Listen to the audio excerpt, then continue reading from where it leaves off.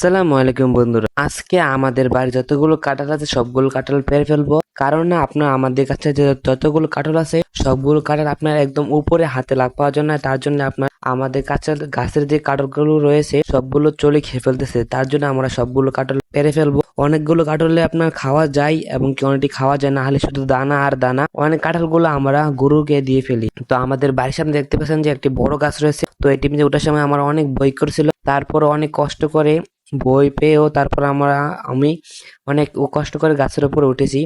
উঠে যতগুলো কাঁঠাল আছিল সবগুলো কাঁঠাল পেরে ফেলেছি। অনেক মোটা গাছটি দেখতে পাচ্ছেন যে।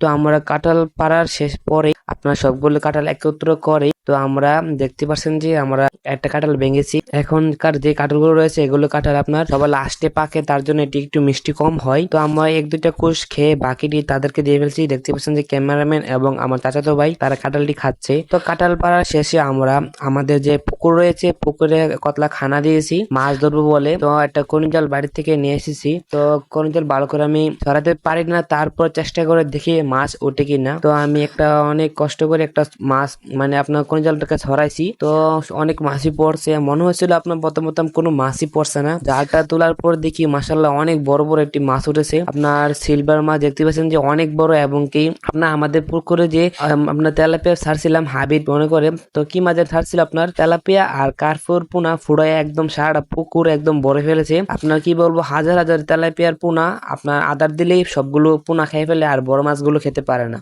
তো তার জন্য মাছটি তাড়াতাড়ি বড় হচ্ছে না। সিলভার গুলো আমরা ফেলেছি, মনে হয় আপনার একটা সিলভার এর অর্ধেক হবে। মাশাআল্লাহ দেখতে পাচ্ছেন যে অনেক বড় হয়েছে। কাইলারো মাছ একটা উঠেছে, তো আর একটা রুইত মাছ উঠেছে। মাছ আমি অত চিনি না, মাছ আমি সহজে চিনি না, তারপর যেটা পাই এটা খেয়ে ফেলি। তো মাছটি ধরার পরে আমরা বালতি যে রাখছি ছবি টবি তুলছি। তো আজকের জন্য এই পর্যন্তই। আল্লাহ হাফেজ, সবাই ভালো থাকবেন এবং কি আমাদের জন্য দোয়া করবেন।